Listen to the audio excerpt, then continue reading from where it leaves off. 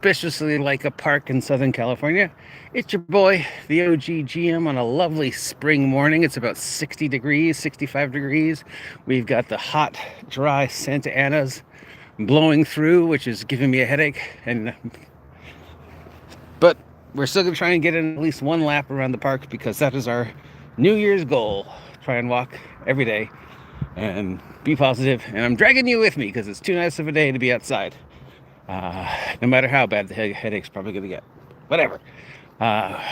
Since our topic seems to be dungeon building on the days when we don't have a controversy to address, let us continue with our deep, dark exploration to those Machiavellian hallways and discuss traps and moving traps, Gygax invented the slimes and the oozes and the stuff to have basically moving traps. Ways to thwart clever adventurers by making the traps alive. But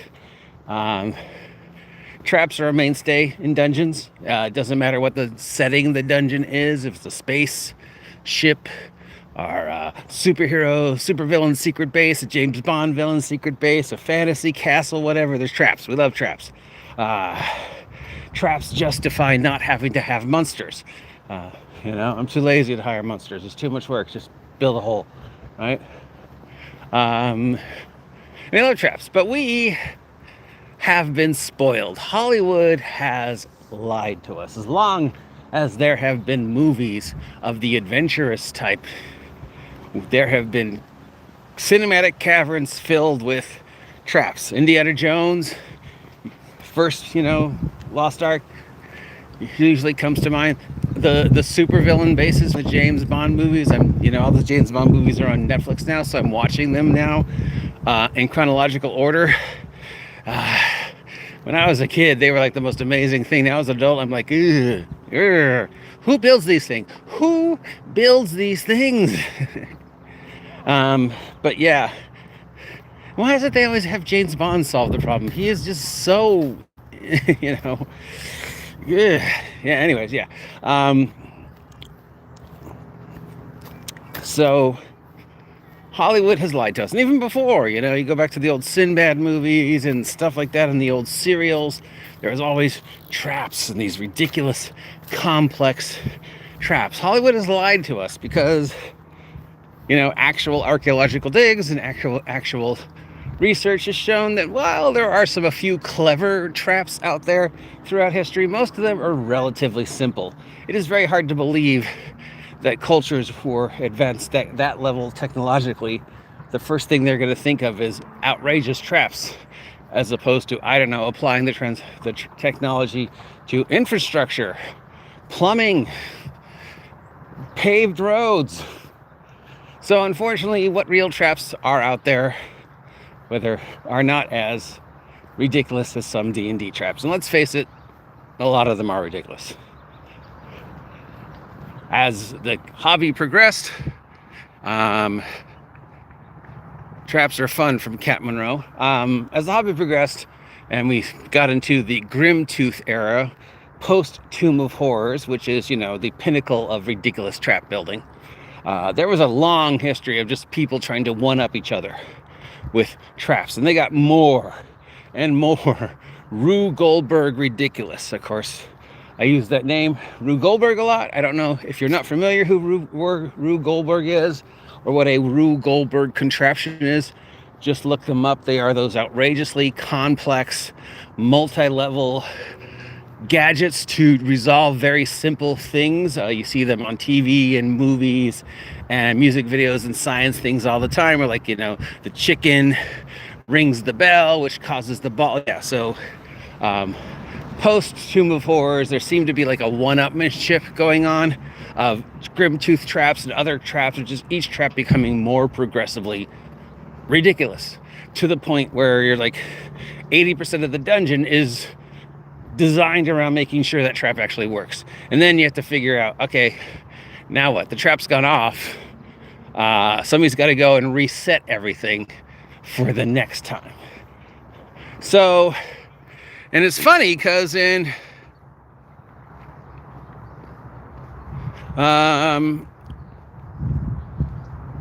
funny because if you, have had any experience. Oh, it looks like they're digging up the plumbing over there, which means it's going to be pretty stinky. Yep, plumbing. Okay, yeah, let's not go there. If you've ever run a game of D&D or played in a game, or really any game where a trap has come up, you have probably learned, as I have, that the simple traps do enough damage. You don't need to come up with a complex, ridiculous, physics-defying contraption just because it's fun and clever.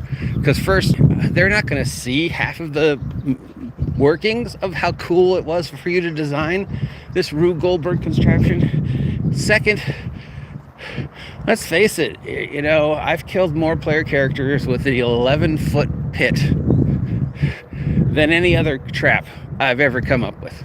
And I've died to simple traps way more times than any complex trap. So, despite our desire to create these complex marvels of modern engineering, they're sort of unnecessary. And more importantly, with traps, the question, of course, comes up: why is it there? What is its job? Who built it? Why? Is it there just cause? A lot of the traps in the hobby are there cause. And it's always been hand-waved. The explanation is because he could. Why would the dragon have this outrageous thing in his cave? Because he could. Why would the Lich have this outrageous series of traps in the Tomb of Horrors? Because he could. Now, one of the few good things Wizards of the Coast have done with older characters and retconning them is justifying a Sarasak, the Demi-Lich from Tomb of Horrors, nonsense. And of all the explanations and all the retcons and all the things that I've read over the years, to my silly brain, it makes the most sense. Who's building these traps? The Sarasak. Why? Because he can. He sells them. He's a showmanship. He travels the multiverse building these tombs to basically test his traps. And then the ones that work, he sells. And the ones that don't, he goes back and tries again. Tomb of Horrors was a sales floor. Every other dungeon that he's had any connection with were basically him showing his product. Look what I built. Why? Because I can. I'm bored. What else am I going to do? Now, it's silly, but, if I'm an immortal Lich, why not? Why wouldn't I do that? I can. I have the time, I have the effort, and there is an end goal. Sell money. But a Sarasak is the exception. Hi, D&D, %6767 from Rainbow Hero. In most cases, why? Why would you build that? It makes no sense. It's as much danger to you and the people that work for you as it is to the potential adventurers who might or might not deal with that. I mean, my favorite example is normal people. I mean, just a normal person getting up at 3 o'clock in the morning to go potty, and accidentally steps on a Lego or the cat or stubs their toe. I mean, that's bad enough, and that's in your own house. Now, extrapolate that to Bob the Wizard or Susan the Necromancer, who has designed this pit slide bowling ball thing for no other reason than cuz. And then it's 3 o'clock in the morning and Bruno the orc has to do his rounds and he forgets, it's late, he's tired, he's walking down the hallway, he's not paying attention, and whoops, trap thing, plunk, plunk, plunk. Bruno set it off. Completely unnecessary. Traps originated for a very simple reason: hunting.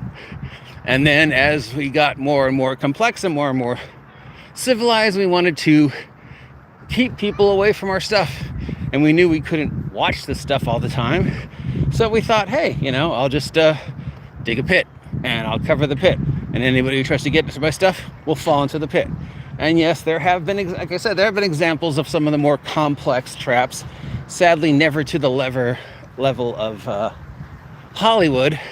And the traps are usually built at the very end to make sure nobody goes in, nobody goes out. All the collapsing passageways and traps that they found in the pyramids were designed very specifically to not only make sure nobody ever got in, to perpetuate the myth that the pyramid was haunted and cursed, and to make sure that the people they trapped inside the pyramid, the workers, didn't get out. You will die in the name of the pharaoh, so you will serve the pharaoh in his afterlife. So when you're done building the thing, we're going to kill you. And any of you that survive, we're going to make sure you can't get out because we're going to trap it. Yeah, that actually happened. So those are the traps. So if you're putting a trap in your dungeon, very simple. Why is it there? Who built it? And then should the trap go off, and let's face it, there's a 60% chance anything, is going to go off by accident. I mean, I've got lights in my house that turn on for no reason, or it's probably a ghost. One or the two, Then whose job it is to go back and clean the traps? Fortunately, the universe gives us goblins, but in some cases, you just can't justify the long sealed tomb of horrors, and these characters go in and encounter all these traps and die. Who is going in after them to reset the traps so a Sarasek can run the scenario again? Is it a Sarasek? Does he have minor things employed for him? Does the dungeon reset itself on some weird clockwork thing, So traps are fun. Traps are a great way to boggle your players' minds and throw things at them which don't require a lot of resources. It's very hard to get new orcs once the players have killed all the orcs. It's not that hard to have one orc go through and reset all the traps. But if you're going to make a trap, it has to serve a purpose. It has to be there for a reason. It has to keep things in, keep things out, impede movement, protect something. And usually simple is the best. An 11-foot pit is going to be just as deadly as your complex machine. Right? Now, fortunately, as we spiral to the end of this, because I can't take much more of this dry wind. You can't see it, but yeah, it's really dry and it's really windy. And the Santa Anas, which are horrible for my head. Gygax gave us moving traps. Gygax, like me, had the same conversation in his head. Who built it? Why? How do I justify it? Who's going through and replacing them and just go, well, what if I just make the trap alive? What if instead of a pit trap, I have a monster who lays on the ground and like a, if you use fly trap, as if something walks over it, snap. What if instead of falling boulders or falling stalactites, I have a monster that hangs out on the ceiling, and when something walks under it, it drips down onto them green slime? What if instead of traps, I just have a monster who just sort of sloshes through the hallways and eats anything that gets in his way? Slime. Slime was Gygax's answer to all the questions I just asked. How did that get there? Why is it there? What purpose does it serve? Who built it? Slime just goes, I'm slime. I don't have to explain what I'm doing there. I'm a slime. Slime can literally survive anywhere.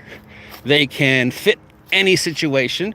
You need something at the bottom of a pit? Slime. You need something walking down the hallway that's a threat to the players? Slime. You need something that's there and dangerous, but you don't really have to explain? Slime. Nobody ever asks, how did that green slime get there? Where did the gelatinous cube come from? We just accept. They're just part of the genre. We just accept slime, which is why they're my favorite monster. I don't have to justify them. I don't have to explain. My answer to all the questions is slime. So when in doubt, slime. So in conclusion, have a great... do you like pugs? Pug or pogs? I like both pugs and pogs. And logs. Vlog. So yeah, dungeon. Got to put in a few traps. Okay, why is that trap there? Who is that trap? What's that trap's job? Who is fixing and repairing the trap?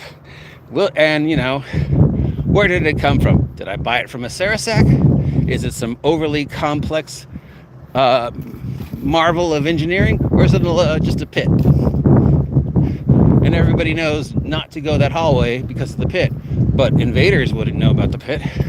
Or are you like, you know what? The OG Jim's right. Simple traps are the best, and slime. Slime fills every need. I need something to get their armor away. Rust Monster, slime. I need something that'll take out the magic user for a little bit.